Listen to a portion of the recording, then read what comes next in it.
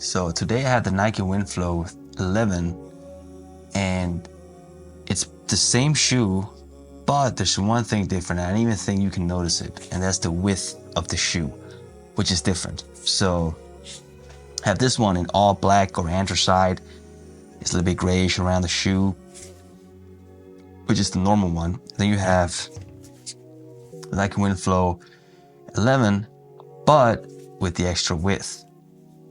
But first we'll talk about the design, and then I'll discuss in terms of which one I felt most comfortable. Can you actually feel that presence? Can you actually feel that presence of the extra width on the shoe? I even think you can actually notice and see it very clearly that there's a difference in width. So the Nike Windflow 13, as you can see here, that's the two models that I've ordered. So the one is the white sole, this one has the black sole. I think this one, it looks so classic Nike. So this is probably the shoe that I prefer the most. But I think they both look super classy. I love all black shoes. They're just such a classy look. And they pretty much go with everything. And I think actually both colorways goes with everything. So the sole is a Cushion 3.0, it's called.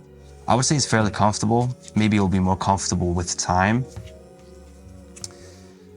And it even looks, I would say, like Boost when you look at it through the insole here, through the net. But it's not as comfortable as Boost. I wouldn't say so. I would say it's fairly comfortable. Maybe it will be more comfortable with time. It's not as bouncy, I guess, as some other shoes that I've had throughout time, but I would say it's very comfortable, and it looks very comfortable, and it's very comfortable, and I think it would give you a great wear for many years. And I think it would also be a great running shoe. I'm not a runner, so maybe some people that have experience with this shoe can chime in the comment section. You have this rectangular shape that kind of creates a bridge. I actually love the fact you have a small Nike swoosh logo on the inside of the shoe, and then on the outside of the shoe, well, the lateral side of the shoe, you have the Nike swoosh, the larger Nike swoosh, and I actually love that addition of the swooshes. And then you have, I'm not sure what type of knit pattern or what it's called. It's very breathable. You can see all the holes inside. I would say overall it hugs your foot very well, and it gives you a solid feel on the foot. It never feels like it actually goes off. Maybe a little bit in the beginning, but I think it will form to your foot with time. Otherwise, you have Nike Air in the bottom here. I don't know if you can see that because of all the white. Maybe, I don't think it's gonna help that much. Yeah, and then, yeah, there's not really much more. You have classic laces on it as well. It's a cool shoe, man. It looks great too. It's like a classic running shoe, but it actually looks great. I wouldn't say it looks like a fashion shoe, but it does look like a nice shoe that you can wear on an everyday basis. I wouldn't necessarily say it's a fashion statement, but I wouldn't say it's out of place either. It just looks cool, honestly. I think it's a cool looking shoe, which should be noted. A lot of running shoes can look very much like running shoes, and that can kind of, you want your shoes to be still fitting into your outfit and modern day life and all that, and still be comfortable. And I think this is one of those things, one of those shoes that you can actually get that looks pretty cool. So let's talk about the comfort. It's a comfortable shoe. There's no doubt about it. And even the insole, the sole itself looks very comfortable. But let's talk about the difference here. That's pretty much why I clicked on the video. It's the width. Is there any difference in the width when you buy the wider version versus the standard version? First of all, I want to say that the normal version you can get in so many different colors, like this black colorway, but you can also get it in the white black colorway and like different colors. Actually, some pretty cool colorways, I'm not gonna lie, they made of the standard model. But the white version you can only get in this colorway, I guess because not everybody is asking for the white model. I don't think there's a lot of people that want a wider toe box, so there might be a small subsection of people who actually need a wider toe box. I'm just one of those people, so I know, I'm searching for that, but I don't think there's that many people who need that, because usually people don't have struggles with the sizing of the shoe, as I do and some other people do as well.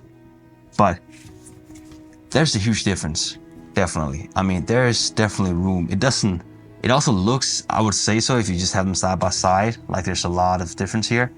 But I actually got a ruler out to figure out exactly what the difference is. So if we start with the standard version, we take it for the widest part of the shoe. It's about 11 centimeters. Maybe zoom in a little bit more, or maybe I should just take it up a notch. So it's 11 centimeters, all right? Or 4.5 inches. That's the standard version.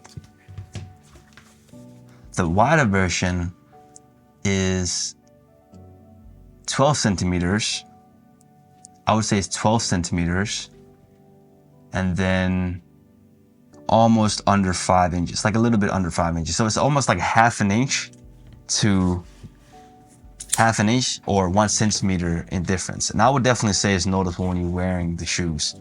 So if you're looking for a white shoe that you can wear as an everyday lifestyle shoe that's comfortable, I think definitely go for the white version. Don't go for the standard version, mainly because the knitting here. So I think I have sensitive feet, sensitive toes. I'm not sure exactly what that means, but they're definitely sensitive to a certain extent. So I don't like things pressuring my feet that much. But if you look at this knit pattern here, I think in general with the knit pattern, they have a way of compressing your toes, like at all times. They don't really form that. They form a little bit, but not too much. They just constantly put pressure. It's not a tough pressure. It's a good thing because you want the shoes to be form-fitting. So if it's loose, it's gonna form to your foot to a fair extent. And if your feet are too wide or too big, they would essentially just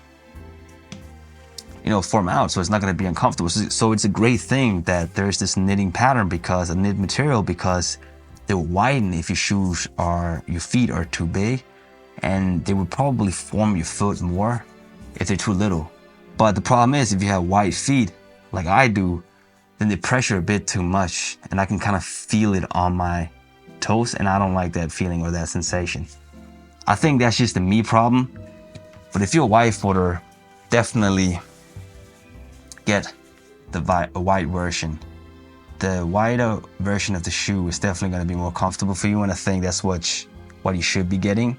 In terms of the colorway, I think they did the right thing. Took the most classical colorway that exists, Nike, and offered that in the white version. And I think you can't really be picky. I think it's just cool that a lot of companies are willing to extend themselves and make a wider shoe, because some people actually need it, like myself.